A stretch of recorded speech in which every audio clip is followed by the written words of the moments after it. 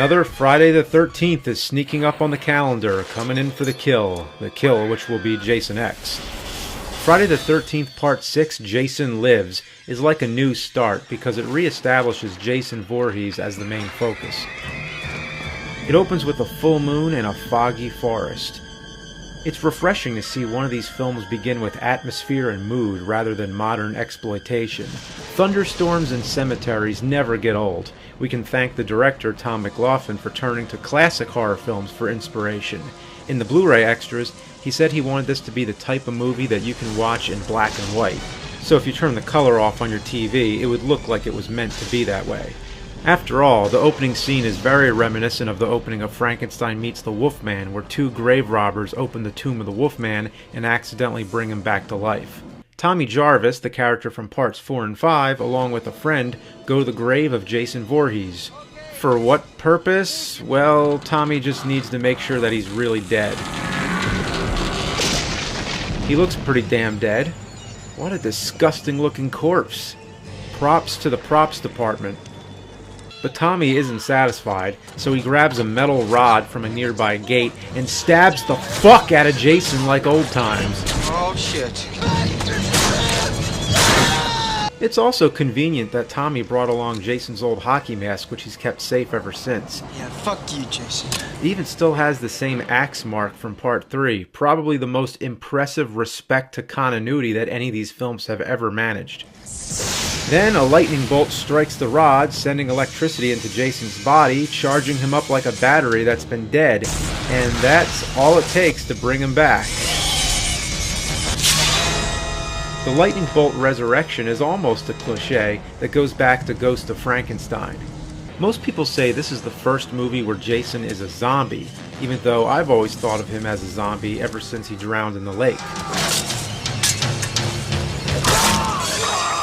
So the part where the guy gets his heart ripped out was cut short. The MPAA made him cut that, and then of course TNT got a hold of it. Now it looks like he just gets pushed to death. When you see Jason put on the mask and turn around, that's one of his shining moments.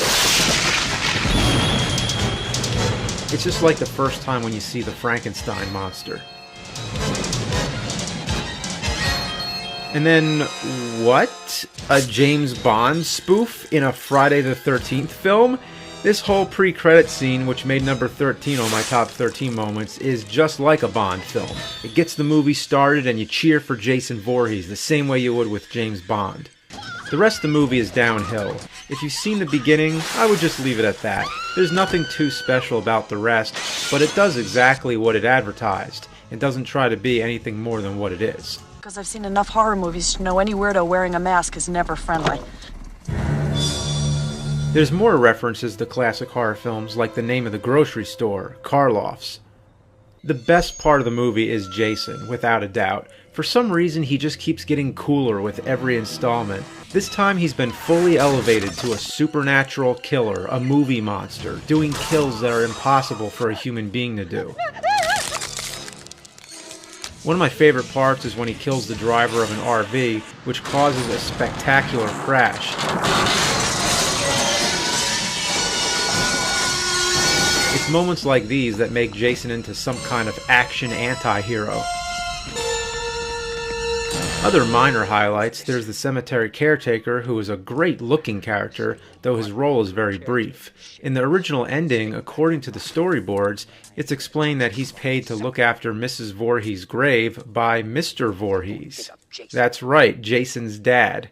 Then there's the pissed-off paintball guy. Dumb broad! You tricked me! God, they're gonna wire for nuts! Then I have to point out a sort of editing gag. Does he think I'm a farthead? Why was that necessary? You know what? Anytime I make any kind of statement, I wish I had a crowd of kids saying, yeah! During the kills, you hardly see anything. Aren't the MPAA a bunch of fartheads?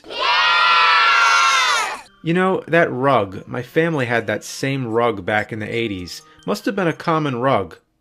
That's some pretty interesting trivia, isn't it? One thing that adds to the appeal of Part 6 is that they got Alice Cooper on the soundtrack, which was something that just had to happen. 2 songs are heard. One is Teenage Frankenstein, which is on the radio in the RV. Then there's Man Behind the Mask, which plays during the end credits.